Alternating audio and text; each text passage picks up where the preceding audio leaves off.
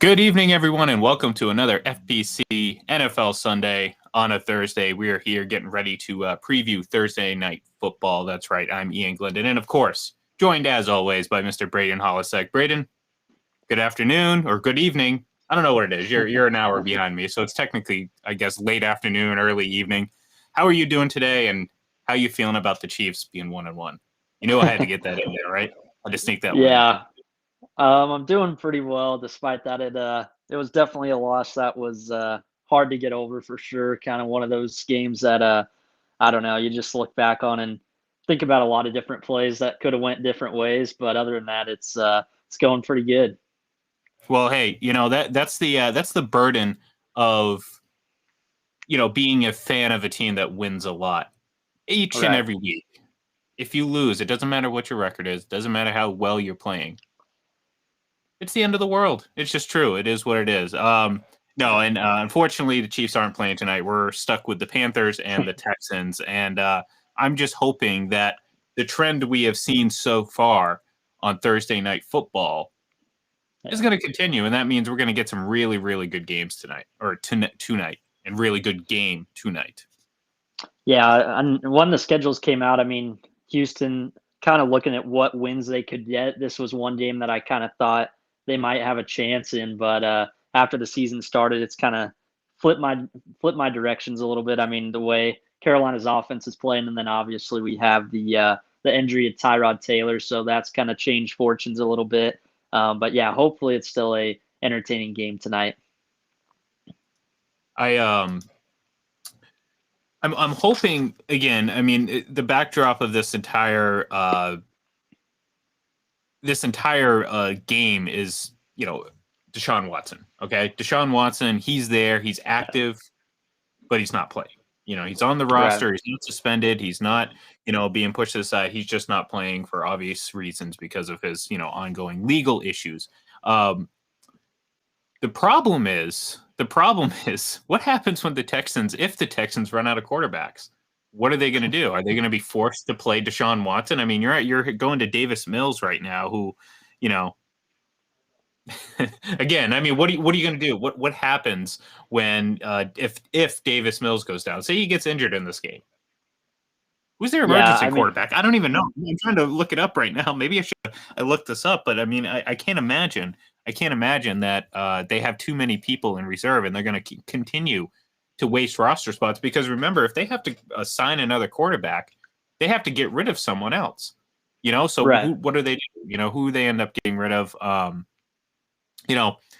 It's going to be interesting to see how this whole situation ultimately plays out. I'm sure the Texans were not wanting to have to deal with quarterback injuries this early in the season and having to deal with this. But here we are. And here we have Davis Mills on primetime football. Yeah, and it's kind of fitting, I guess, just in a lot of ways. He was their first draft pick. I mean, seemed like just a forced thing since they had to wait till the third round. They didn't have the draft capital, of course, with all the moves that Bill O'Brien made. So, yeah, and I'm pretty sure I saw a quote from Watson's representatives today that said, he's fine with sitting out even next year if he's still on the Houston roster, even if, it means sacrificing another year of football, he'd still get paid, I think, $30 million. And they're paying him $10 million this season to sit. So it's just a crazy situation for a team that, other than those few years at the beginning of his career, they've gone on the quarterback carousel for a long, long time. Yeah, and I mean that's the thing too. It's like from Watson's perspective, yeah, okay, worst thing for him, again, outside of legal issues, worst thing for him, he misses Yeah. playing football. That's really what he's missing. He's missing being out there, and any athlete at that level, you want to be you want to be out there and playing, for the most part. If you made it that far in life, you enjoy what you do. It's to some Right. extent. Other than that, he's not getting hit. He's hanging out at home. He's banking $10 million this year. And you know what? It is what it is. If he believes he's innocent and, it is, at the end of the day, he gets proven innocent, he'll have a nice year to get healthy, work out. I'm assuming he's still working out, doing all that stuff. So, we'll see. This is going to be a storyline that will certainly be followed very closely over the next, the entire season, really. So, and certainly tonight. But before we get into a lot of this game here, and I think we jumped ahead a little bit, I do want to go back to this previous week here and play a little buy or sell action because, hey, we got some 2-0 teams. We got a handful of them, actually 7 to be precise. I want to know your opinion on, okay, which teams do you actually believe are real? For example, and this will be an easy one. I'm gonna say the Tampa Bay Buccaneers at 2-0. You're going to buy that, correct? Unless you're a little out of your mind right now, Brayden, correct? Yeah, I'm buying that. I think right now it's a team that's fully healthy and returning all the starters. So when you got the greatest quarterback of all time, it's a wash. I think, yeah, totally buying that. Yeah, definitely an easy one. We'll start pretty easy on that one. Let's talk to our opponent this weekend. The only matchup of undefeated teams so far this week, the LA Rams. Are you buying or selling them? And let me, I will clarify this with buying or selling based on their individual expectations. So you look at the Rams, and I think people think Super Bowl contender. So I'm asking you buy or sell that, not buy. I think most believe they're going to make the playoffs. Does that make sense? Yeah, I think I would still buy them for now just because I think with their offense, I think they're able to outscore almost anybody. And I know we still have a lot of newness with Matthew Stafford, but yeah, I think I would still buy that. I have a lot of belief in this team that they're definitely going to be close to making that Super Bowl in the NFC if it's not Tampa Bay. And remember, folks, offense wins championships, not defense. Stop tricking yourselves into believing that because that's just an old, tired cliche, and I will fight to the death with anyone who disagrees. Next, we have the San Francisco 49ers going up against the Green Bay Packers. It's the rematch of the 2019 NFC Championship game. San Francisco, they're obviously a lot healthier this year. Last year was just a devastating run of injuries for them, which, to key players that obviously derailed their season. I'm buying this team. I like their defense. Jimmy G, for what it's worth, I mean, he just continues to go out there and win games. It's hard to explain. It's hard to explain because he doesn't have certainly the, I guess I don't want to call it talent because that's such a vague term that people throw around. He just doesn't have some of the qualities some of these other elite quarterbacks have, but he has the most important one, and he knows how to win games, and that's what he's doing right now, coming back from an injury. So I'm buying the San Francisco 49ers. Yeah, I think I am too, and I think this team, it's pretty amazing, like you said, with the injuries. I mean, right now they're dealing with more problems at running back. Trey Sermon, Elijah Mitchell, JaMychal Hasty, all banged up right now, and they just continue to keep turning on a lot of points on the scoreboard and continue to win games, like you said. So I think I got to buy them right now. All right, and next we have the Las Vegas Raiders. Surprising 2-0. Pretty exciting 2 wins for them. Yeah. I think we've seen this enough, though. I think we've seen this plenty of times before in the past to realize don't buy in so quickly. Like, let's not buy into the hype so easily with this Raiders team. Do you agree or disagree with that one? Yeah, I agree. I mean, it's just a look at the last couple of years and how they've performed in November and December, and some of the teams that they've lost to too. It's been, I mean, the craziest kind of results. Miami game last year with Fitzpatrick throwing with his face mask being pulled the other way. I mean, That's right. I think once they start to win late in the years when you can start to believe in this team. But yeah, for now, I have to sell on the Raiders. Yeah, look, with the Raiders, I mean, Derek Carr has to be the very best version of himself the entire season. We've seen the very best version of him, and he's a really good quarterback if that's the case. I just don't think it's going to be a full season thing.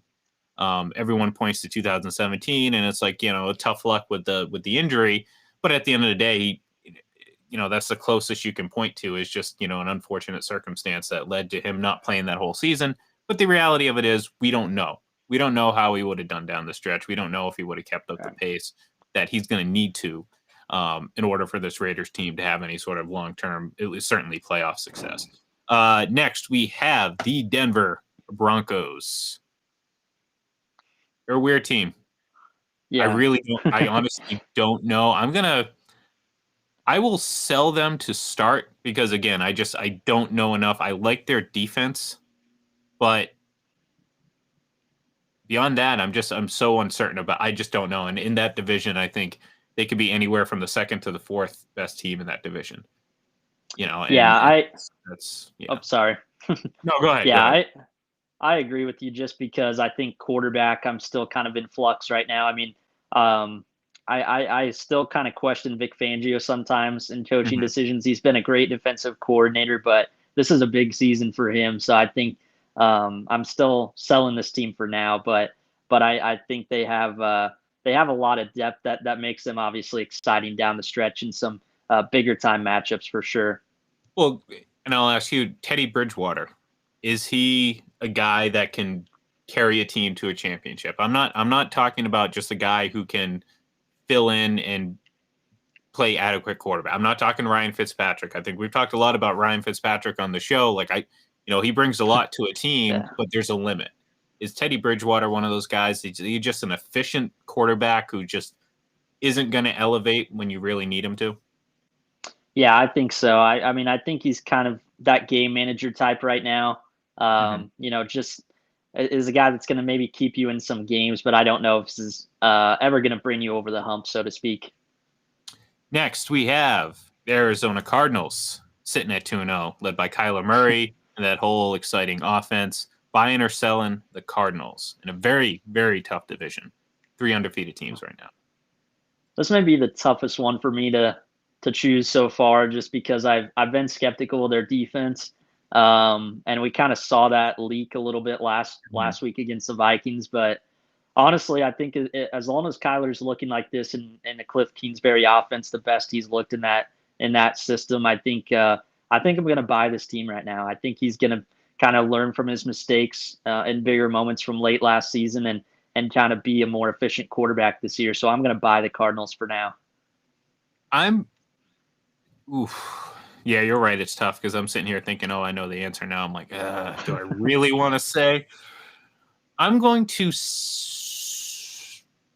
Hmm. Yeah, you know what? I'll sell for this reason. I just think as good as I think they can be, I still think they're probably at best going to be the third best team in their division, and I think that Right. ultimately is going to, you know, be a hurdle for them to overcome to reach the potential I think people are going to have. And to your point, I think the defense can be or could be a big issue down the road. And look, last year we saw a lot of great things from Arizona, Yeah. but then they turned into a completely different and not in a good way team after the Hail Murray.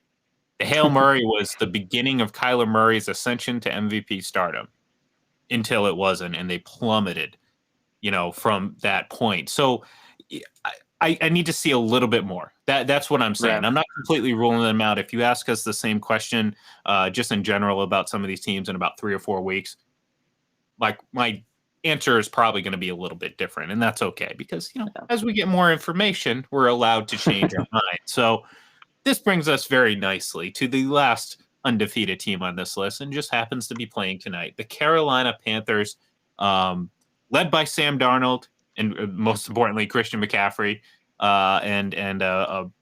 look, a pretty solid team. Do you buy them at 2-0 right now? Um, I think I do. I think this team, honestly, I think they're kind of like Washington for me last season, where I think they're kind of they're might be led by their defense, but I think their offense is built to score a lot of points at the same time, especially if they stay healthy. I think DJ Moore is kind of one of those guys from a national level is going to get more exposure soon at wide receiver, and as long as McCaffrey stays healthy. I was kind of skeptical on how he would work with Darnold, but so far it's done pretty well. So I think I got to buy the Panthers here. Yeah, and look, I mean, they're a team that's going to have their defense really working on all cylinders because, I mean, Sam Darnold, if you expect him to all of a sudden turn into a guy that just doesn't turn the ball over, I think you're kidding yourself.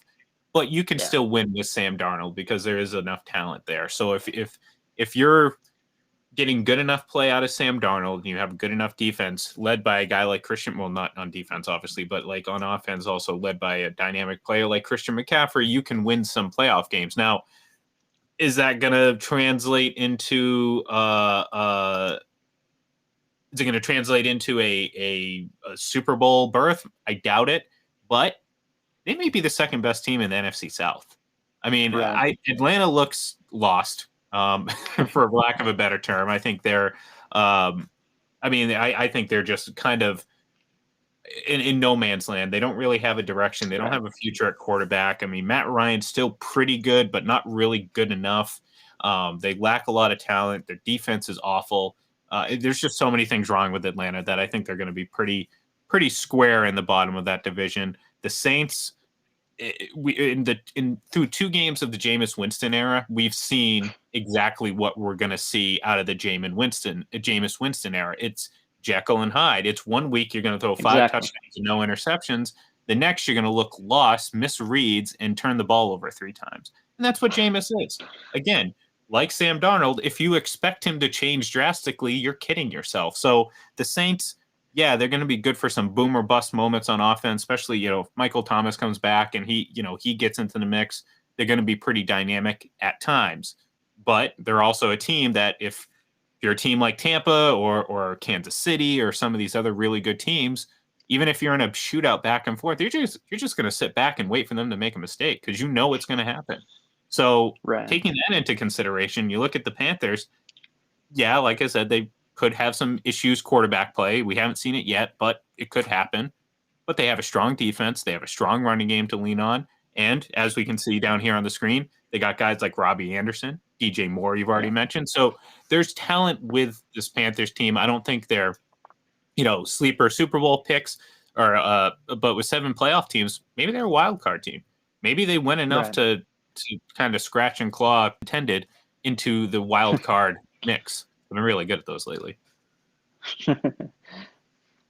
But anyway, so we're going to obviously keep talking about this game, but I think a nice little segue into one of our segments we like to do. We like to do our play pickup, prop bets. And before I actually pull this up on the screen, I want to make sure I got the right one up here because I want to kind of shift back to Sam Darnold where, look, I mean, the reality of it is I think he's in a far better situation than he was with New York. No doubt about it. Anyone with the Jets, I mean, good luck, Zach Wilson. It doesn't mean you can't recover. It doesn't mean you can't get out of there and have some semblance of a career. Maybe Sam Darnold did it early enough in his to come back. But the point is, he's not going to change drastically. Again, he's not going to go to Carolina and all of a sudden turn into a guy who doesn't turn the ball over. Like, if you want to get volume out of him, passing yards, touchdowns, expect turnovers. If you want to limit turnovers, take the ball out of his hand. I mean, it's as simple as that. You lessen the load on his shoulders, you're going to lessen the whole total number of turnovers with him. Again, you have a guy like Christian McCaffrey, you're better equipped to do that than most teams. So I guess that leads me to the first over-under, and this is more of a season-long one for Sam Darnold since we've been talking about the Carolina Panthers. 3,500 yards for him. 3,500 yards. And of course, naturally, I had his last year totals right in front of me until I didn't and closed the window. So while you think about that, I'm going to try to bring these up for us. Okay.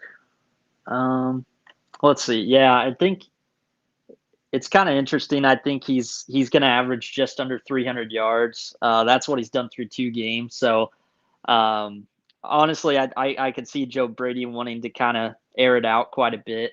So honestly, I'm going to go over here, even though, like you said, the turnovers may kind of start to change Joe Brady's thinking if they start to snowball. But I'm actually going to go over on this one for Sam. Yeah, I mean, look, you got to factor in, a 17th game, if he stays healthy, Right. you're projecting 16 games. However, he hasn't done that his entire career. And I say his entire career, his first 3 seasons in the league, he hasn't played more than 13 games. If he does that, there's no way he's hitting 3,500 yards. I do believe that they're going to be conservative, at least to start with him. Again, try to limit the exposure or opportunity for him to throw interceptions.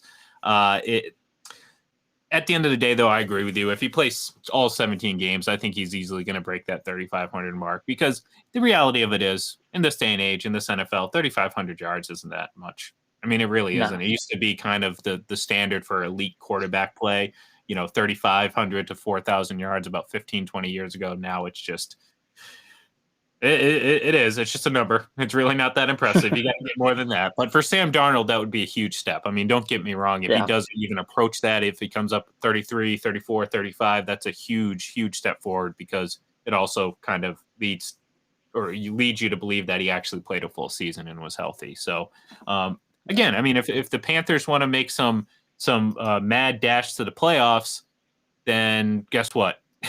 You're going to need Sam Darnold. Now, the next one here, obviously you can see getting bigger and bigger and bigger on the screen. Will Christian McCaffrey have more rushing or receiving yards on Thursday Night Football? Obviously tonight you're going up against a team, the Houston Texans, who, again, they surprised me week 1, but they have their third string quarterback. You could potentially be looking at a situation where Carolina gets up fairly heavily. So is Christian McCaffrey going to be catching more? Or is he going to be rushing more? What do you think? Looks like through the first 2 games, they've actually been pretty close. He had 9 less receiving yards week 1 than rushing, and then 7 less receiving last week. So, but I think you're right with the game probably getting out of hand in the second half. I'm going to go rushing here just because I don't think they're going to try to be. I mean, Matt Rule is their head coach. I think he's one of the smartest guys as far as the newer blend of coaches. So I think he'll play it smart, and I'll go rushing here. Let's not kid ourselves. It doesn't matter what the score is, how close the game is. If they're up, if they're down, Christian McCaffrey is going to get the ball. I mean, it's just it is how it is. The guy's talented enough. That's what happens. Next, we have, still on Christian McCaffrey. I know these aren't zoomed in, so you're going to have to bear with me if you can't see him right away.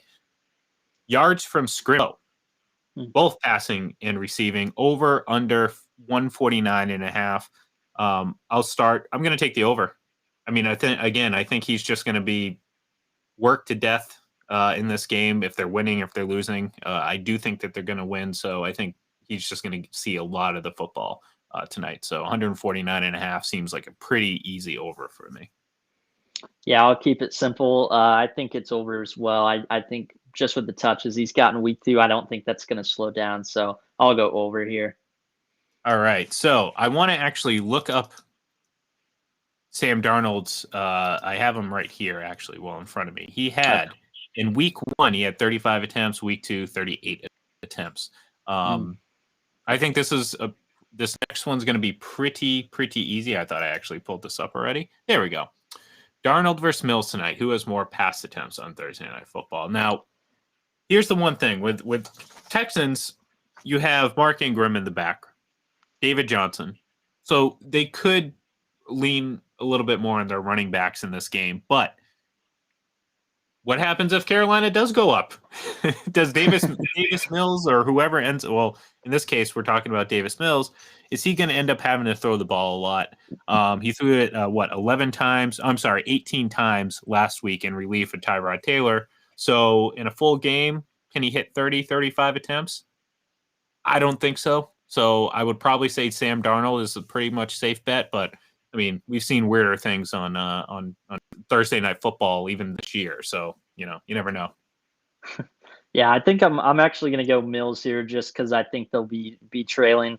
I think they're actually going to start the game running, like you said, using kind of that mix that they have. I think Phillip Lindsay's going to be in possibly for the biggest night, but I'll go Mills here just because I think how much he'll be trailing late.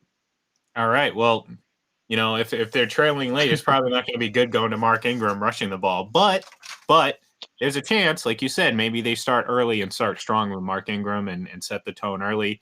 Over under 69.5 rushing yards for the former Saint. I'll go under here. I think just with the mix of backs that they have, probably a lot of rotating.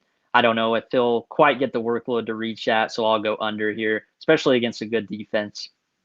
Yeah, I'll agree with you. Again, just because, I think, there we go.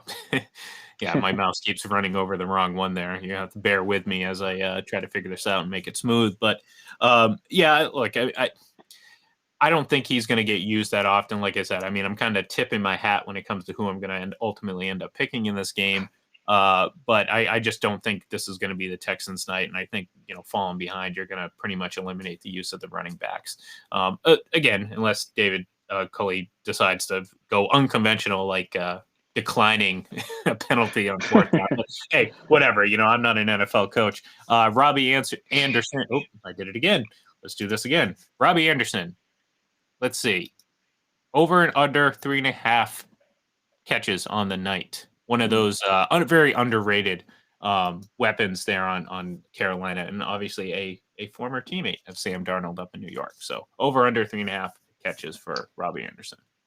Yeah, I think your last point really helps me here. I think I'm going to go over just the ability to already have that in sync with Darnold through the years, and he hits a lot of just quick passes with him as well. So I think I got to go over here on the 3.5. And I agree. I think, maybe I kind of agree. I feel like it's a little too easy, but I think that connection is going to be pretty strong tonight. Because I do think that Sam Darnold's going to throw a decent amount tonight. Maybe a majority of it's short to the running backs type of situation, but I do think he's going to get the ball out of his hands. And if he's, if he's throwing the ball, then Robbie Anderson's going to get his target. So give me the over on this one. Last one, and very quietly, Brandon Cooks is in the top 5 in receiving yards so far. I know it's just 2 games, but this is a guy who has gone from team to team to team, and all he does is rack up 1,000-yard receiving seasons. And over 200 yards receiving tonight this season already. Well on his way to doing it again. Who has the edge tonight? And once again, I think this is kind of an obvious one because it's just based on lack of weapons or very one team is very balanced in my opinion, and that's Carolina, whereas Houston's a little I don't know, little out of sorts, but Brandon Cooks may be the best weapon of them all. Who has more receiving yards tonight, DJ Moore or Brandon Cooks? I'm going to go Cooks here, and I think yards is the big difference. And like you said, he's top 5 right now. I think his speed should get him some yards after the catch tonight. So, yeah, I think I got to go with Brandon here. Yeah, me too. I love Brandon Cooks, obviously a former Patriot, a former few things, including LA Ram, but unfortunately for him, he hasn't been able to win. Well, he hasn't been able to win the Super Bowl, but he's been to a couple, and he's kind of bouncing around now with a bunch of different quarterbacks. So hopefully for him, the production keeps up, and more hopefully for him, he eventually finds himself on another team. So here's the deal. Thursday Night Football, the last 2 weeks have come down to the very last second, last minute kicks, all that fun stuff. Who wins tonight? If you want to throw out a score, please do. And if you want to give me a bold prediction, I wouldn't mind that. I know I'm putting you on the spot, so if you don't have one, well, that's just too bad. But I think you can impress a lot of people if you just pull one, just right off the cuff here. So who wins? What's the score? And what's the craziest prediction you can come up with? All right, so yeah, I got Panthers winning pretty comfortably, 31-14, and I think my bold prediction tonight is that we're actually going to see the Texans, one of their running backs, throw a passing touchdown tonight, maybe a little wildcat formation or a double pass attempt. I'll say I could see any one of them doing it, but I'll say Mark Ingram. He throws a touchdown pass in the red zone tonight for one of their scores. Very nice. I like that. Look, I'm taking the Panthers as well. I think they win this very comfortably. Now, we had a question or a prop bet earlier in the day over under 149.5 yards from scrimmage for Christian McCaffrey. Well, I think he's going to get over 100 yards rushing and receiving in this game. I think he's going to be pushing almost double that number. Give me the over under at 295.5, and I might take the over. I think he's going to have a big game. I think Robbie Anderson's going to have a few opportunities, but I think ultimately this is going to be a Christian McCaffrey just run wild, catch wild, and Carolina is going to be sitting at 3-0, very impressively at 3-0, and potentially in first place in the division if Tampa Bay loses to the Rams on Sunday. So thank you very much, everyone, for tuning in. That was a nice, great half hour of talking football and get ready for Thursday Night Football. Enjoy tonight's game. Hopefully it is as entertaining as the previous 2 Thursday Night Football matchups have been. If not, we have an entire slate of action on Sunday, including Packers, 49ers. Oh, that's going to be a good one. Buccaneers and Rams. And then, of course, we got the Chiefs battling the Chargers, the up-and-coming Chargers. So it's going to be a lot of fun. Yeah. Tune in Sunday morning, 10 a.m. for, once again, the actual FPC NFL Sunday show on Sunday with myself, with Braden, and whoever else we get to join the fun. So everyone, have a great night, and we'll